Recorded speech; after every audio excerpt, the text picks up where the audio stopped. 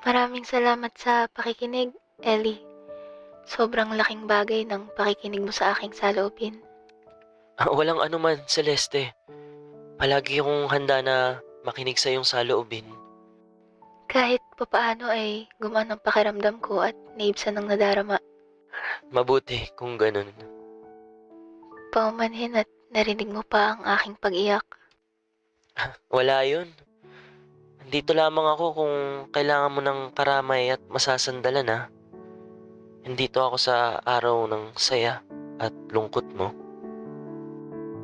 If you need a shoulder to cry on, nandito lang ako. Nandito ako, ready na makinig. Ikaw ang kauna-unahang tao na nagparamdam sa akin na hindi ako mag-isa, Ellie.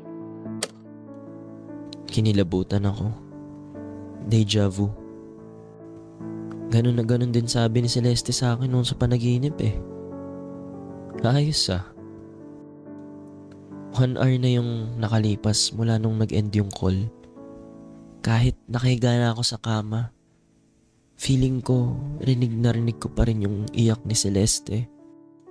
Hindi mawala sa isip ko yung lungkot sa boses niya.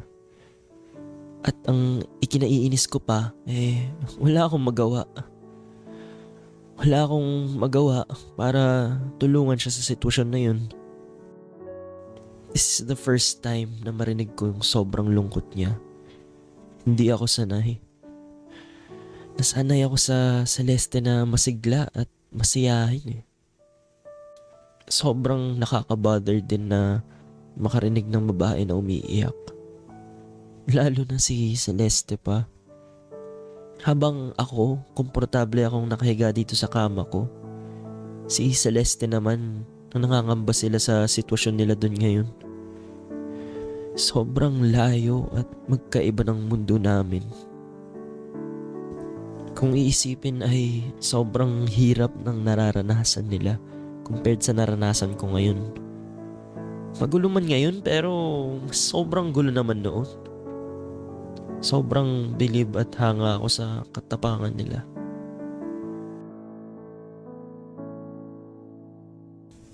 Kinagabihan, gaya ng lagi kong ginagawa, ay nag-aantay ako ng tawag. Tuwing magte-12 na, feeling ko lagi ang bagal-bagal ng oras. Ang bagal talaga ng oras pag may hinihintay ka. Sana ay okay na si Celeste at sana kahit papano maayos ang kalagayan nilang lahat doon.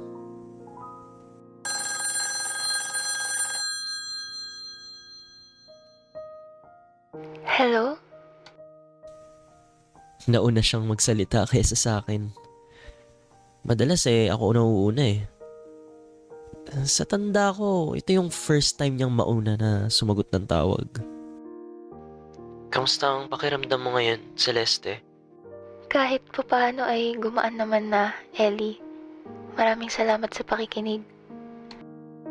Buti naman at maayos siya. Mabuti naman kung ganun. At paano yung paligid niyo riyan ngayon? May mga oras na magaan at maayos, Ellie. Kung ikukumpara ay mas maayos ngayong araw kumpara sa kahapon at mga nagdaang araw pa. Sana ay magtuloy-tuloy na yan. At pagdarasal ko ang kaligtasan mo at ng mga kapwa Pilipino pa natin. Maraming salamat, Ellie. Walang anuman, Celeste. Parehas kaming napatahimik. Ewan ko ba? Pakiramdam ko kahit walang nagsasalita sa amin ay ayos lang. Kahit mag-isa sa apartment, hindi ko ramdam na mag-isa ako kasi sapat na eh. Sapat na yung presensya ng isa't isa.